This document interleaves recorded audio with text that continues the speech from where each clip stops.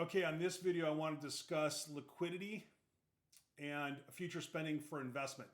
You might recognize this graph from the last video.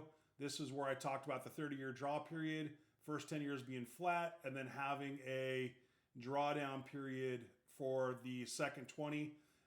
Again, I think it's important to understand that this loan never amortizes, right? If you have another loan, another HELOC, draw period 10 years, once you go into the payback period, this essentially turns back into a traditional mortgage and facilitating the need for refinance to continue with liquidity and or payback of your original balance. Now, what I've done is I've shown how this works with additional spending. So this is the exact same graph, but what I've done is I've added three different spendings in here of $250,000 each. And that's there to demonstrate that you have this loan. What you can do is you can actually go in and pay your mortgage off.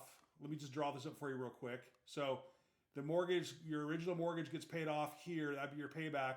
And then each one of these represents just an arbitrary $250,000 spending number.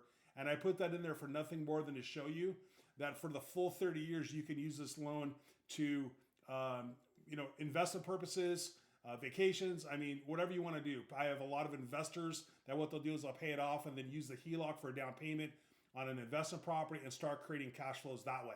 So it's really important to understand that the 30-year draw is the most effective in terms of liquidity and being able to leverage this in the future. Any questions, comments, we'll discuss again on our call. But essentially, I just want to be aware of 30-year draw period equals liquidity and liquidity equals power. See you in the next video. Take care.